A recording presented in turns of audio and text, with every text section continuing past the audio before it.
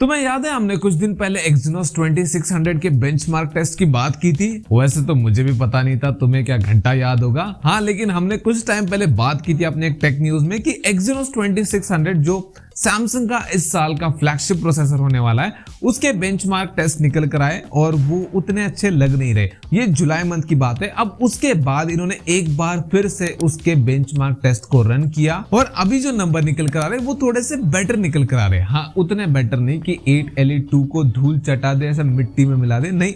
इनका competition 8 Elite है, क्योंकि ये उसको पछाड़ने के चक्कर में है। मतलब एक तरफ Qualcomm Snapdragon अगले महीने 2 ऐसे प्रोसेसर लॉन्च करने वाला है जो 8 Elite से ज्यादा पावरफुल होंगे, और ये लोग अभी 8 Elite को हराने के चक्कर में है। ये क्या तमाशा लगा रखा है तूने? क्या साबित करना चाहता है तू? और फिर तुम मुझे बोलते हो कि प्लीज भाई सैमसंग को ट्रोल मत करो Exynos के लिए। अरे क्यों नहीं करूं, ऐसी हरकतें करेंगे तो ट्रोल करना तो बनता है। दुनिया का पहला 2 नैनोमीटर का प्रोसेसर बना रहे और उसका कॉम्पिटिटर कौन है? 8 Elite। खैर, हम आगे बढ़ते। 8 Elite 2 की बात निकली थी तो हम 8 Elite 2 के ऊपर भी थोड़ी बात कर लेते। उसको लेकर ना एक इंटरेस्टिंग रूमर निकल कर आया है। मुझे मतलब समझ में नहीं आया कि इसके ऊपर हंसूं या फिर मतलब शॉक हो जाऊं। बताता हूं तुम्हें मार्केट में क्या चल रहा है। तो 8 Elite 2 जो आने वाला है उसका नाम 8 Elite 2 नहीं होने वाला। हाँ, नहीं ये कंफर्म नहीं है, ऐसा रूमर है। अब ये बात चल क्यों रही है? देखो, इस बार जो इवेंट होगा Qualcomm का, उसमें 2 प्रोसेसर आने वाले। एक होगा 8 Elite 2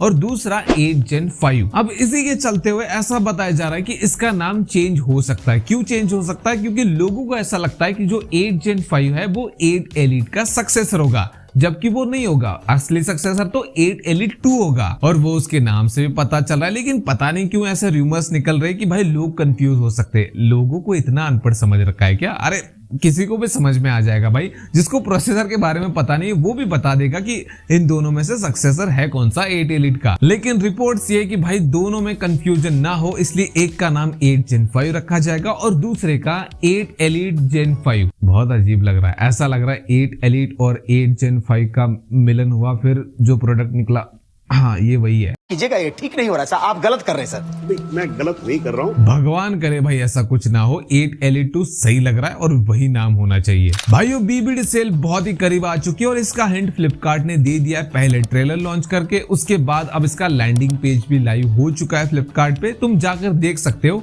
वैसे देखने के लिए ज्यादा कुछ है नहीं, बस अगर आलिया को देखना चाहो तो देख सकते हो। हाँ, लेकिन उस लैंडिंग पेज से ये पता चल चुका है कि कौन से कार्ड पे डिस्काउंट मिलेगा। एक एक्सिस बैंक और दूसरी ICICI बैंक का कार्ड। और अगर दोनों कार्ड तुम्हारे पास नहीं है, दोनों में से कोई एक भी कार्ड नहीं है तुम्हारे पास, तो जुगाड़ लगाना स्टार्ट कर दो अगर तुम कुछ खरीदने वाले हो। भाइयों, S25 FE आने वाला है, जिसको लेकर लीक्स चल रहे मार्केट में, जो कि इतने कुछ खास नहीं है। उसका फर्स्ट लुक सामने आ चुका है, जो कि कंफर्म नहीं है। एक्सपेक्टेड है कि ऐसा होगा जो कि सिमिलर है S25 से, जो कि हम फैन एडिशन से एक्सपेक्ट करते हैं। तो इसमें भी तुम्हें बड़े बड़े कैमरास मिलेंगे जैसे हमने S25 में देखे थे। तो जो लीक्स निकल कर आ रहे उसके अकॉर्डिंग भाई इसमें तुम्हें बेजल्स थोड़े कम मिलेंगे पिछले साल के मुकाबले। वही चीजें जो हमेशा हमें सुनने को मिलती है। और AI के कुछ नए फीचर्स मिलेंगे, कुछ इंप्रूव फीचर्स मिलेंगे, 4 नए कलर ऑप्शन होने वाले हैं। अब चलो, ये तो हर साल की बात है, लेकिन कुछ चीजें हैं जो भाई हम इस सीरीज में चेंज करना चाहते हैं, जो कि है भाई इसकी प्राइस कम कर दो। पता नहीं क्यों 60,000 का इसको लॉन्च करते कोई नहीं खरीदता, सब लोग ओवर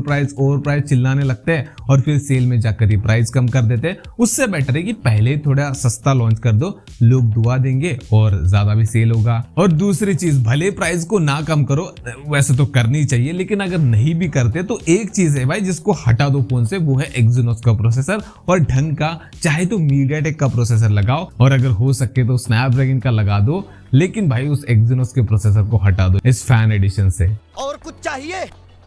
2-3 चाय, एक वड़ा पाव, बिरयानी बोल। दोस्तों, अब सैमसंग के बाद टेक्नो लेकर आ रहा है अपना स्लिम स्मार्टफोन, और ये दुनिया का पहला स्लिम स्मार्टफोन होगा कर्व डिस्प्ले के साथ आने वाला। पूरा सुनो, उससे पहले गाली नहीं देते। तो हाँ, ये कर्व डिस्प्ले के साथ आने वाला पहला स्मार्टफोन होगा जो स्लिम होगा, बहुत ज्यादा। मतलब इससे पहले भी हमने स्लिम फोन देखे, लेकिन ये ज्यादा स्लिम होने वाला है। दुनिया का पहला स्मार्टफोन जो कर्व डिस्प्ले के साथ आएगा। इसमें 6.78 इंच का तुम्हें OLED पैनल मिलेगा, 144 हर्ट्ज का रिफ्रेश रेट होने वाला है, 5200 mAh की बैटरी होगी। हाँ, इतना एक्सपेक्ट करो अभी के टाइम पे, क्योंकि ये लोग एक्सपेरिमेंट कर रहे हैं। हो सकता है आगे जाकर तुम्हें बड़ी बैटरी मिले किसी और फोन में। अब बाकी चीजें तो ठीक है, 2 चीजें इसमें इंटरेस्टिंग लग रही है। पहला तो वो कर्व डिस्प्ले के साथ स्लिम होना, और दूसरी की इसमें तुम नो नेटवर्क कम्युनिकेशन कर सकते हो। मतलब तुम्हारे फोन में नेट नेटवर्क नहीं है या फिर सिम कार्ड भी नहीं है तब भी तुम किसी को कॉल कर सकते हो। अब ये ना आईफोन के सैटेलाइट कम्युनिकेशन जैसा लग रहा है, मुझे लगता है शायद वही है। बीएसएनएल तुम लोगों के लिए एक ऐसा फीचर लेकर आ रहा है जिसके बारे में ना तुमने कभी सुना होगा ना कहीं पर देखा होगा, और वो है वाईफाई कॉलिंग का फीचर। हाँ, वही फीचर जो तुम्हें जियो और एयरटेल के साथ बहुत टाइम से मिल रहा है, लेकिन बीएसएनएल को अब जाके रियलाइज हुआ कि भाई ऐसा भी कुछ होता है, इसकी जरूरत है। और वो भी जरूरत कब लगी, जब एक यूजर ने एक्स पे, एक तो ये इलोन चाचा ने ऐसा नाम रख रखा है कि एक्स बोले तो कुछ और ही दिमाग में आता है, तो हाँ ट्विटर जो हमारा पुराना था वहां पर ट्वीट किया, तो उसको रिस्पॉन्ड करते हुए बीएसएनएल ने रिप्लाई दिया कि हाँ भाई ऐसा फीचर हम लेकर आएंगे, कुछ फीचर्स है जो कि ऐड करना जरूरी है, तो उनमें से एक वाईफाई कॉलिंग भी है, तो बहुत जल्दी वो तुम्हें देखने को मिलेगा। अब बहुत जल्दी का मतलब ये नहीं कि एयरटेल जियो की तरह कुछ दिन में आ जाएगा, सरकार को टाइम लगता है, तो उस हिसाब से सोचो कि कितना टाइम लगेगा। लास्ट न्यूज भी काफी ज्यादा इंटरेस्टिंग है। जुलाई मंथ में टोटल 1.54 करोड़ लोगों ने अपने सिम कार्ड को पोर्ट किया। अगर हम नए यूजर्स की बात करें तो जियो को भाई 4,80,000 से ज्यादा नए यूजर्स मिले। एयरटेल भी इस रेस में पीछे नहीं, उनको 4,60,000 से ज्यादा नए यूजर्स मिले।